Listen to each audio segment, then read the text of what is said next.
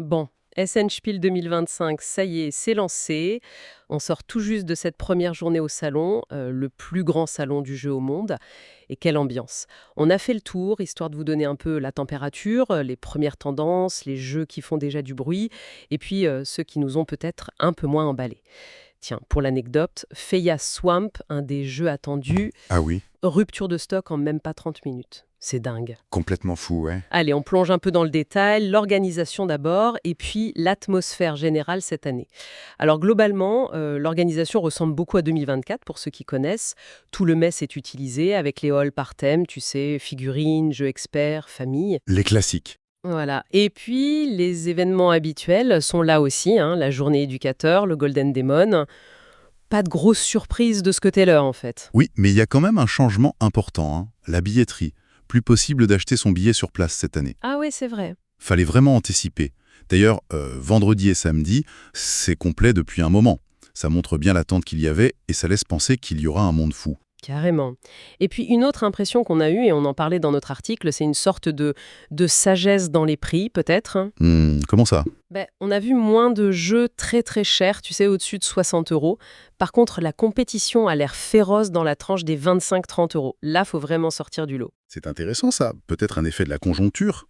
On sait que le secteur est un peu tendu, avec des éditeurs qui ont disparu, comme Funforge, Ludonote.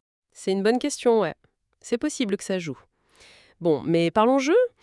On est obligé de commencer par Feya's Swamp, avec cette histoire de rupture de stock. 160 boîtes en moins de 30 minutes. C'est un lancement spectaculaire. C'est clair. D'après ce qu'on a pu voir, on a observé une demi-partie. Comme on l'explique dans l'article, c'est un mélange assez costaud de placement d'ouvriers et de pick and delivery. Tu collectes, tu livres. Un peu à la Terra Mystica. Certains le comparent. Oui, il y a un petit terme, mais ça s'arrête assez vite, je trouve. Le plateau change tout le temps, et surtout, le jeu a l'air très punitif. Il ne pardonne pas les erreurs. Ah d'accord. Même sur une demi-partie, ça se sentait. C'est exigeant. Mais les premiers retours des joueurs qui l'ont testé étaient vraiment beaux. Bah oui. Cette rareté organisée, ça fait partie du marketing, évidemment. Et le côté exigeant, punitif, ça attire clairement un public de joueurs experts qui cherchent du défi. Tout à fait. Mais à l'autre bout du spectre, on a eu un vrai coup de cœur, plus familial cette fois. Mookie's Island. Ah, raconte. C'est un petit jeu pour deux, tout simple et malin. Tu choisis des cartes créatures, recto verso, et tu essaies de faire des majorités par famille. On l'a vu tourner, comme on le dit dans l'article, et les enfants étaient à fond. Sympa. Le genre de jeu facile à sortir et engageant. Exactement. Rapide, mignon, un peu de mémoire, très réussi.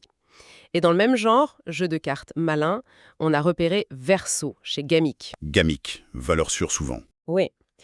Là, c'est un jeu où chaque carte a deux possibilités. Tu la gardes ou tu la retournes.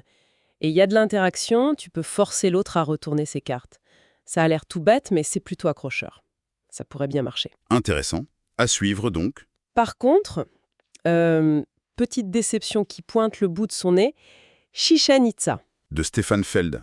Pourtant, c'est un nom, hein. Oui, mais là, il part sur un jeu d'escarmouche, ce qui est déjà surprenant pour lui. Et les échos qu'on a eus, mentionnés dans l'article, parlent de combats qui s'éternisent, un peu fastidieux. Bon, voir alors. Peut-être juste un mauvais premier contact. Peut-être, mais prudence quand même pour ceux qui l'attendaient fort. Et vite fait, Bog Run chez Bombix. C'est un porte-monstre trésor familial. Ah, le genre je tape sur le monstre et je pique le trésor. Donne le dernier coup qui rafle la mise. Donc c'est très opportuniste.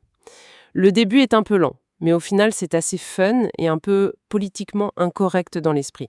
C'est plutôt agréable. Ok, je note. Donc si on résume ce premier jour, d'après notre observation, ambiance survoltée, des ruptures de stock éclairs, ce mélange de jeux experts très pointus et de jeux familiaux ou malins, et puis cette tendance vers des prix plus raisonnables, on va dire. Oui, et ce qui est frappant, c'est de voir comment des mécaniques connues sont revisitées, comme pour Verso, ou comment un jeu comme Feya's Swamp s'inscrit dans un héritage tout en ayant cette prudence sur les coups dont tu parlais. C'est vrai. Ça amène une question, je trouve.